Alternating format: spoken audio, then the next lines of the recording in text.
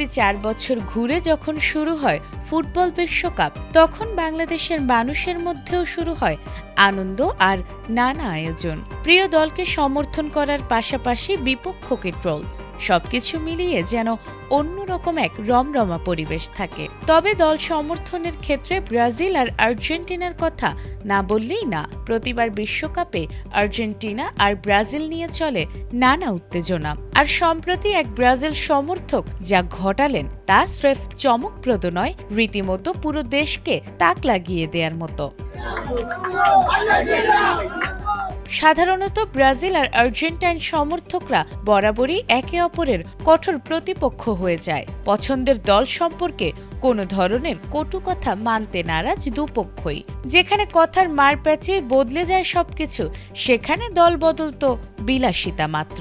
তবে এবারে এমন ঘটনাই ঘটিয়েছে মৌলভীবাজারের রাজনগরে ইমরান নামে এক যুবক। ইমরান আগে থেকে ব্রাজিলের পাগলা ভক্ত, তবে সে হঠাৎ করেই ব্রাজিল সমর্থন বাদ দিয়ে আর্জেন্টিনায় যোগদান করতে চায়। নেইমারের জাদুতে মুগ্ধ ইমরান দিনরাত সবার কাছে ব্রাজিলের জয়গান গাইতেন, কিন্তু হুট করে শনিবার দুপুরে তিনি দুধ দিয়ে গোসল করে ব্রাজিলের মায়া ত্যাগ করে আনুষ্ঠানিকভাবে যোগ দিয়েছেন আর্জেন্টিনার সমর্থক দলে। এ বিষয়ে ইমরান জানিয়েছে, বুক ভরা আশা নিয়েই তিনি প্রতিবার ব্রাজিল সমর্থন করেন, কিন্তু সম্প্রতি কোপা আমেরিকা থেকে বিশ্বকাপ কোথাও ব্রাজিল সাফল্যের মুখ না দেখায় হতাশ তিনি। আর এই হতাশার কারণেই তিনি যোগ দিয়েছেন আর্জেন্টিনার সমর্থক শিবিরে।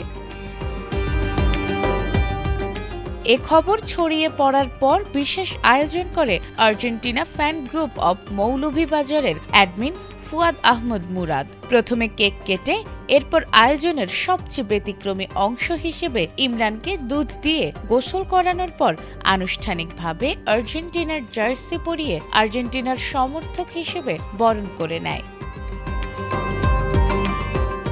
নাজমুন নাহার জান্নাত, এটিএন বাংলা।